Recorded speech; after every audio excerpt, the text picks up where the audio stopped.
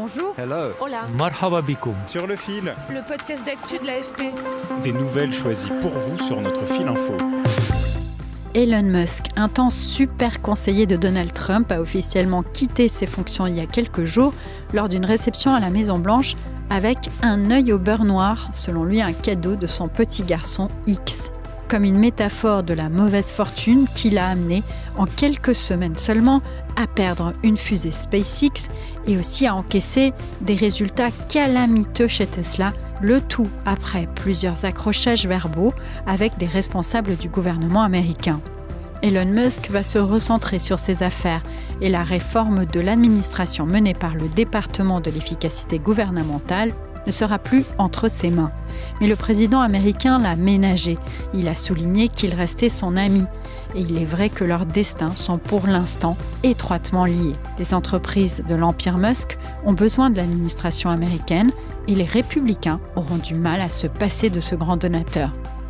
Alors pour tout savoir sur les coulisses de ce départ, je vous invite à écouter deux connaisseurs, deux journalistes de l'équipe qui couvre la tech aux États-Unis pour l'AFP, Alex Pigman à Washington et Thomas Urbain depuis New York. Sur le fil. Je veux juste remercier Elon. Elon a fourni d'incroyables services, mais personne n'a traversé ce qu'il a traversé. Les foudres, les flèches. Et c'est une honte, parce que c'est un incroyable patriote. Et j'ai un cadeau spécial qu'on réserve seulement aux personnes spéciales. Merci Elon, prends soin de toi. En apparence, la sortie s'est faite en douceur, avec même la remise d'une clé symbolique de la Maison-Blanche par Donald Trump. Merci beaucoup. Je viendrai encore en visite et je resterai un ami et un conseiller du président. Et effectivement, Elon Musk ne va pas complètement partir, nous y reviendrons tout à l'heure. Mais pour commencer, je vous propose un petit tour d'horizon sur ses récents ennuis à la fois politiques et économiques. Écoutez Alex Pigman depuis Washington. One way to follow Elon Musk's White House career is to follow his appearances at the White House cabinet meetings. Une manière de voir l'évolution de la carrière de Musk à la Maison-Blanche, c'est d'observer ses apparitions lors des réunions de cabinet. Lors de la première, fin janvier, début février, il menait la danse, il était debout, faisait l'idiot, faisait des blagues. Il avait manifestement les coups des franches, le droit de faire ce qu'il voulait. C'était un choc pour tout le monde, et peut-être aussi pour les membres du gouvernement présents de le voir comme ça.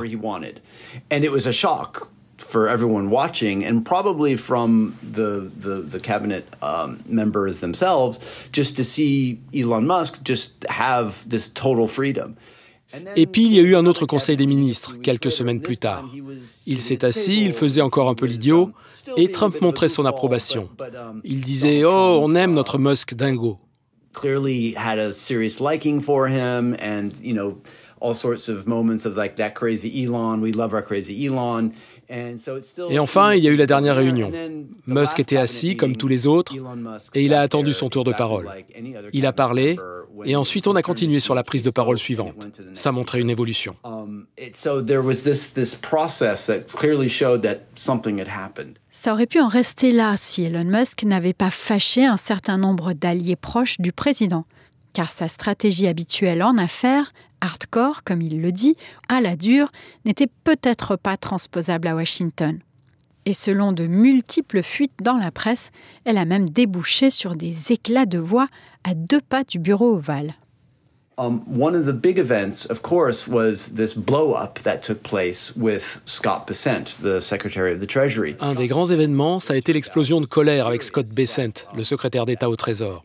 Scott Bessent était furieux parce qu'Elon Musk et le Doge s'étaient permis d'embaucher eux-mêmes les personnes qui seraient chargées de la technologie au service des impôts et au Trésor. Et donc ils recrutaient dans des services très stratégiques pour le département du Trésor. Et cela a finalement provoqué une explosion avec des cris dans les couloirs jusque devant le bureau ovale.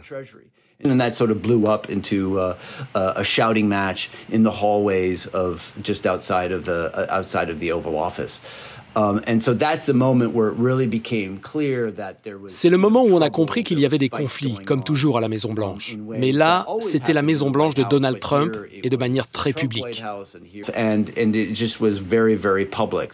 Nous vous en avions parlé il y a quelques semaines. À la tête du département pour l'efficacité gouvernementale, Elon Musk et ses équipes ont licencié sans ménagement des milliers de personnes, y compris à des postes essentiels. Des départs qui ont créé des situations inédites dans des institutions incontournables, y compris en termes de sécurité. NOAA is the agency that's in charge of many things, but one of the things it's in charge of is La NOAA, c'est une agence qui a beaucoup de responsabilités, et notamment de suivre la météo des ouragans, de s'assurer qu'on a toutes les données nécessaires avant la saison des ouragans. Et il y a eu des départements qui ont été juste rayés de la carte, laissant des services essentiels sans personnel. Puis il a fallu revenir sur ces décisions.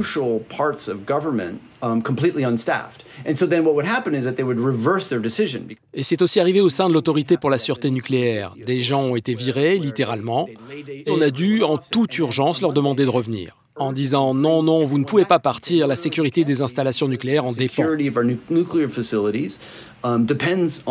La mission d'Elon Musk avait une durée limitée, mais au-delà, il aurait de ce fait peut-être eu beaucoup de mal à obtenir les autorisations nécessaires au Congrès. Ajoutez à cela l'inimitié évidente de la base MAGA traditionnelle, plus centrée sur le nationalisme et le protectionnisme cher à une certaine classe ouvrière. There is a sort of war going on with the Steve Bannon wing of Il y avait une sorte de guerre avec l'aile proche de Steve Bannon de la galaxie Trump. Tu vois, les vrais partisans de Make America Great Again.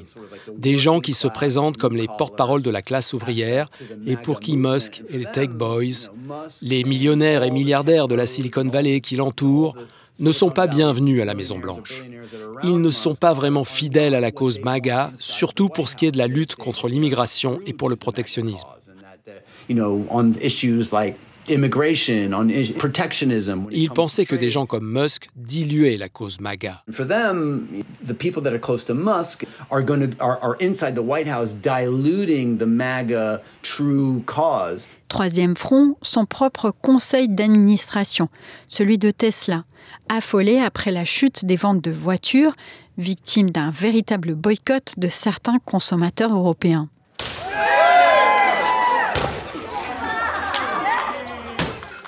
Et même d'artistes qui se sont amusés à détruire cette Tesla lors d'un happening organisé par un collectif londonien. Écoutez Thomas Urbain. Donc en fait, c'est de Tesla que sont venus les appels à peut-être prendre du recul par rapport à ce que Musk faisait avec le gouvernement. En Europe, là encore en avril, ils ont publié une baisse des ventes de 49%, je crois, par rapport à sur un an. Alors que Musk dit que tout est redevenu normal, et bon, on voit que c'est pas le cas. À l'échelle mondiale, au premier trimestre, les bénéfices nets ont fondu, en baisse de 71% par rapport à la même période de l'année précédente. Une tendance liée à ces prises de position politiques, mais pas que. C'est des facteurs qui sont préexistants à l'élection présidentielle, c'est-à-dire Tesla a une gamme qui est un petit peu vieillissante. Ils ont sorti ce qu'ils appellent le Cybertruck, mais qui en fait, de leur propre aveu, est quelque chose qui est quand même assez niche. C'est un espèce de pick-up monstrueux. Il y a une clientèle, mais elle est quand même très très limitée. À part ça, ça fait très longtemps qu'ils n'ont pas sorti de nouveaux modèles. Et l'autre problème, c'est qu'il y a commencé à avoir une guerre des prix sur le marché du véhicule électrique. Pas tant aux États-Unis, mais surtout en Chine et sur d'autres marchés. Les Chinois produisant à des coûts qui sont nettement moindres que Tesla, forcément, ils ont pris des parts de marché. Par-dessus ça, c'est ajouté l'effet de l'engagement d'Elon Musk en faveur de Trump. Il y a eu des boycotts dans plusieurs pays, des manifestations. Ajoutez à cela des problèmes aussi avec ses autres entreprises. Il est en difficulté sur Tesla, il est en difficulté sur SpaceX. Le 28 mai, la méga fusée Starship a explosé. Un désastre assumé par l'entreprise qui assure utiliser ses vols d'essai pour apprendre un peu plus à chaque fois. Mais là, selon Thomas, c'était beaucoup plus grave. Il était prévu de toute façon que le deuxième étage de la fusée qui a été lancée soit détruit. Par contre, ce que la fusée aurait dû faire, c'est libérer des satellites, des faux satellites pour l'essai. La fusée n'a pas été capable de le faire, elle a explosé avant. Et par ailleurs, le lanceur du premier étage a explosé. Donc en fait, toute la fusée a été perdue. Ça, c'était pas prévu du tout.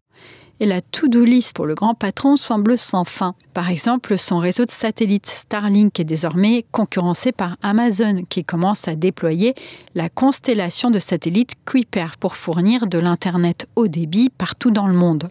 Mais selon mes 2 collègues, il faut nuancer, car si l'étoile d'Elon Musk a pâli, elle est loin d'avoir disparu.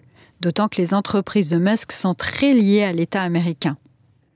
Il sait que ça reste un énorme contrat avec la NASA, c'est eux qui lancent les astronautes vers la station spatiale. Ça reste complètement incontournable. Beaucoup d'agences et d'entités du gouvernement se sont mis à négocier avec Starlink pour signer des contrats. Musk a aussi annoncé qu'il comptait s'éloigner de la vie politique. Mais il a besoin de ces contrats et des autorisations gouvernementales nécessaires, notamment pour ses futurs robots taxis, des voitures autonomes qu'il va commencer à tester à Austin, au Texas. Du coup, selon Alex, l'annonce de Musk ne pourrait être qu'une tactique pour rassurer ses actionnaires. From a business perspective, he has no choice but to say those things. En termes de business, il n'a pas le choix. D'un point de vue de la com, il doit dire qu'il s'éloigne de la politique. Il devait envoyer ce signal pour arrêter la saignée pour l'entreprise dont il tire toute sa richesse, car l'essentiel de sa richesse est lié à la valorisation en bourse de Tesla. Et Donald Trump et les républicains, qui affrontent des élections de mi-mandat compliquées en 2026, ont aussi besoin de Musk. They need each other now, and by getting so involved with Trump, now he's stuck in sort of a. Ils ont besoin l'un de l'autre. Musk, en s'impliquant autant aux côtés de Trump, est en quelque sorte coincé dans cette relation très typique de Trump. Tu payes pour jouer, tu montres l'argent, tu contribues. En fin de compte, Musk est si riche que j'ai du mal à penser que Trump puisse se permettre une rivalité avec lui. C'est pour cela que je ne pense pas que leur relation puisse déboucher sur une guerre ouverte. Les enjeux sont trop grands pour les 2 parties. Trump a besoin d'argent pour ses campagnes politiques et Musk a besoin du gouvernement pour que ses sociétés fonctionnent.